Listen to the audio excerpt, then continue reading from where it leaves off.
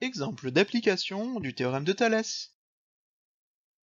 On considère la figure suivante constituée de deux droites, DS et ER, qui s'intersectent en un point nommé O. On obtient alors deux triangles qui sont opposés par le sommet, le triangle ODE et le triangle ORS. Et ce que l'on cherche est la mesure d'un côté d'un de ces triangles. Le modèle référent d'une telle figure est celui d'utilisation du théorème de Thalès. Il s'agit d'une représentation de configuration de Thalès, celle du papillon avec le point O comme point pivot. Pour indiquer que c'est une configuration de Thalès, on indique qu'on a des points alignés, et afin d'éviter les erreurs, on part toujours des points d'une parallèle et on essaye d'ordonner les points.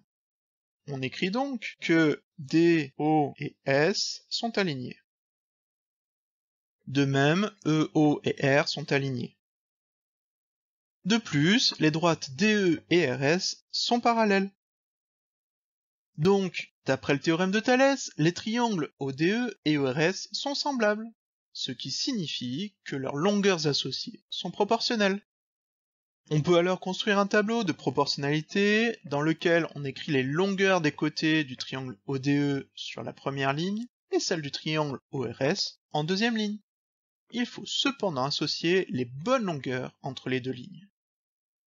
Sur la première ligne, on écrit les longueurs OD, OE et enfin DE. Pour trouver les longueurs associées, il faut utiliser les trois lignes des données. En utilisant la troisième, la droite DE étant parallèle à la droite RS, en dessous de la longueur DE, on écrit RS. Dans les deux cases restantes, on écrit le point pivot, le point O. Puisque les points D, O et S sont alignés d'après la première ligne, en dessous de OD, on écrit OS.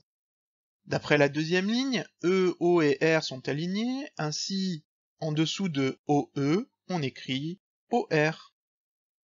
Certaines longueurs sont connues, donc on les écrit. On a OE qui vaut 4,5 cm, RS qui vaut 3,2 cm, et enfin DE qui vaut 7,2 cm.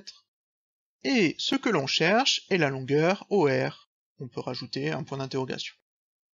Puisque c'est un tableau de proportionnalité, on peut calculer une quatrième proportionnelle. Ainsi, en utilisant le produit en T ou en Y, on va multiplier OE par RS, et on va diviser par la dernière longueur connue, c'est-à-dire DE.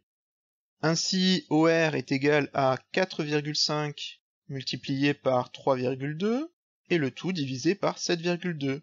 Et en utilisant une calculatrice, on obtient 2 cm.